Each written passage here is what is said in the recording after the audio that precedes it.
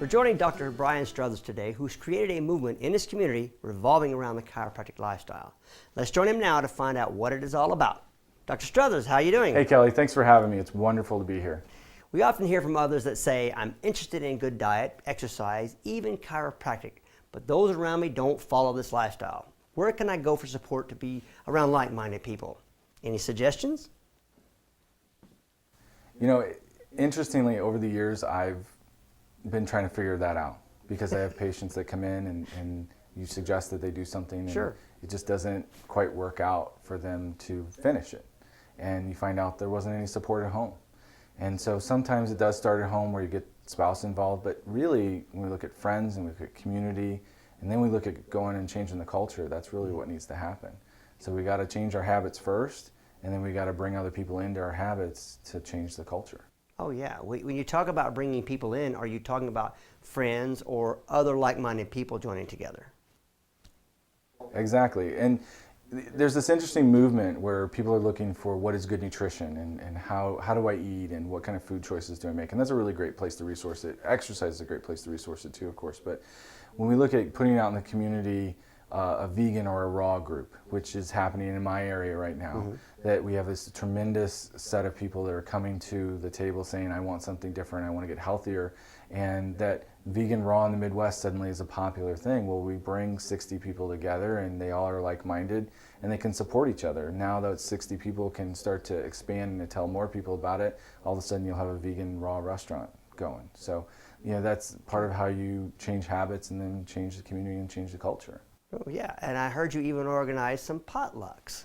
We're working on that. Yeah, we've started with a natural health fair to get awareness going, and we're doing healthy potlucks where the whole community is invited in for free. They bring a dish and they hand out recipes of what they made that was healthy, and they share it, and so everybody gets to find new resources that they can use at home for healthy dishes. And we're even separating vegan versus non-vegan so that those people can make those choices. We can have the same people in the same space with similar like-mindedness. And if they don't have a recipe and they want to come, we'll give them a recipe, and it just builds them to go home and have a healthy habit. They'll have a meatless Monday or whatever that's become popular in the media, but now that comes home and they actually can do it, and then they have friends that are doing it. So they invite them over for dinner, and it's not weird to have a healthy meal instead of what we traditionally do when we invite people over, where we make them the richest, most fattening thing we can possibly make them. We do something a little different, where we actually bring them over, invite them to experience better health through better nutrition. It's a way to, again, change your habits, change your culture. Sure.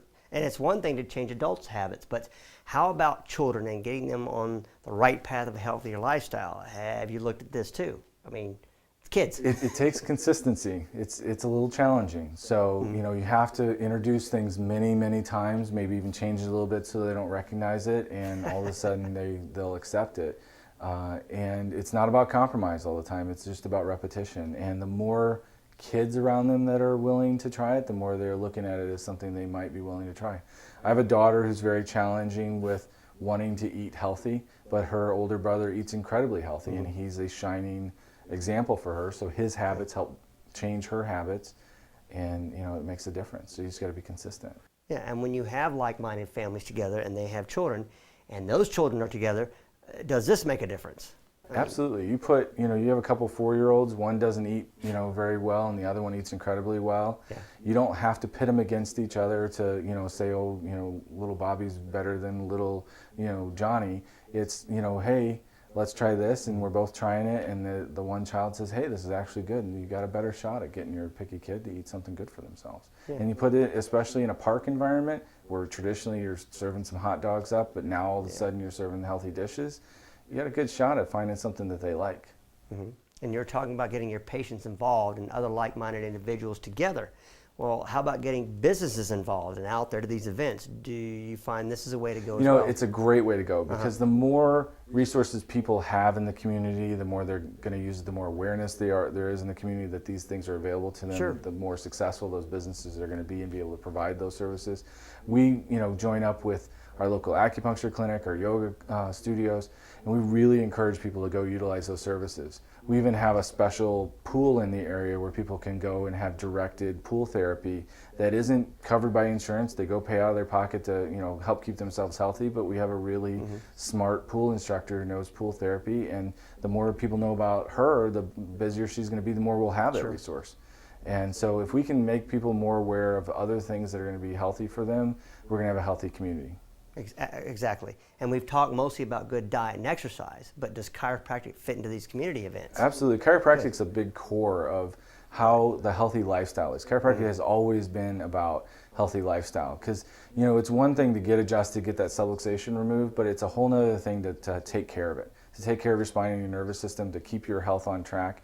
And you've got to have that body maintenance program. It's super important to make sure that that's happening. If you have people in your community that also are working on that and making sure that they're doing those similar things, then it's going to be easier for you to do that. It's going to be easier to find a running club, to find a walking club, to find, a vegan raw group, to find just a bunch of people who are going to get together and have a healthy meal. It's not going to be, all hot dogs and hamburgers anymore. Right. But this all sounds great, but if I were a patient watching this and wanted to get involved in a group like this, or even start a group of my own, where would I begin? Any suggestions on where to start? The biggest thing I suggest to people is that if you have this strong desire to be healthy and you want to have your habits supported by your community, you got to be involved. And that you're sitting in a place where you probably have a doctor that's very interested in you being involved and helping this community to be healthier. So I would say if it isn't there, make it happen. And there's a bunch of people that are going to help you make it happen. If it's already there, go support it. So if you know that there's a group out there that meets your needs and is similar belief system to you, go find it and go be a part of it. If it's not there, go create it, invite people in. And, like we put on these healthy, potluck that people are going to come to and learn and have recipes and all these things. I'm doing this because my patients want this. I'm doing this because they're going to help support the system by sharing recipes. Good. And they're going to actually even help volunteer to make sure that it all keeps going. Great. And they want to do more of these, and they're offering their resources to make it happen. So as a group, we can conquer, and it's little steps. It's not that hard to get a group started, and a group doesn't have to be 60 people. A group can be 4 or 5 people that start a movement. Good. Well, we're out of time, but I want to thank you so much for joining us and sharing this information with us. It's good to know. Thanks, Kelly. It was wonderful to be here. I hope some of this information helps people to drive forward and really change the culture in their community. I'm sure it will. Thank you again. As you saw, you can make a difference in those around you and your community. And as Dr. Strother says, it all starts with small steps. But as you know, small steps can lead to a very rewarding journey.